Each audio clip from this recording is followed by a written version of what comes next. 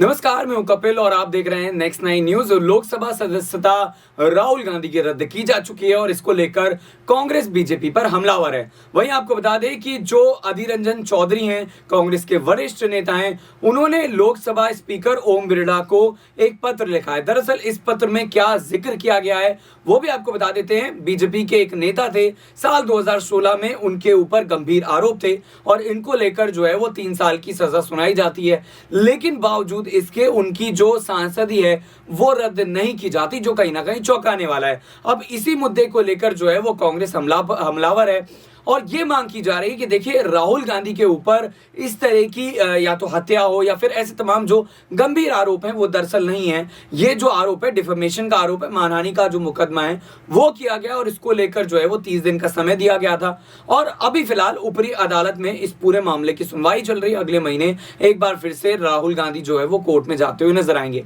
अब बड़ा सवाल यहां पर यह खड़ा होता है कि अगर बीजेपी के नेता के ऊपर इस तरह के गंभीर आरोप लगते हैं, कोर्ट जो है वो सजा भी सुना देती है 3 साल की, लेकिन बावजूद उसके संसद सदस्यता जो है वो बीजेपी की नेता की नहीं जाती। लेकिन चूंकि राहुल गांधी कांग्रेस के नेता हैं, इसीलिए आनंद फानंद में उनके ऊपर बड़ी कार्रवाई की जाती है। क्या मामला है, इसको लेकर जो है वो एक बार फिर से चर्चा कर लेते हैं। आपको मैं बता दूं कि कांग्रेस नेता राहुल गांधी की लोकसभा सदस्यता रद्द होने के बाद से पूरे भारतवर्ष में जो है वो बीजेपी का विरोध हो रहा है। साल 2016 में अयोग्यता का सामना नहीं करना पड़ा था एक बीजेपी के सदस्य को, आपराधिक मामले में दोषी ठहराया गया था, 3 साल की सजा भी सुनाई गई। दरअसल उनका जो नाम है वो अमरेली सांसद थे नारायण भाई भीखा भाई कंछड़िया।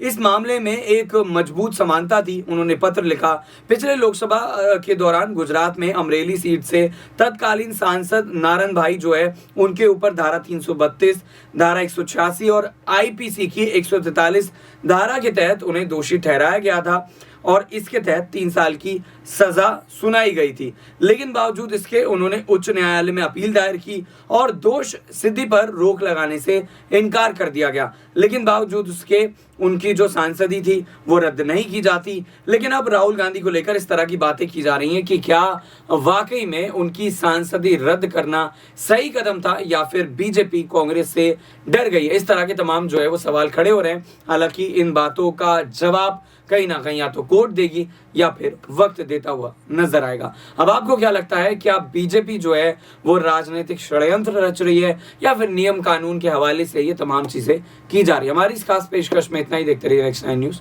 नमस्कार।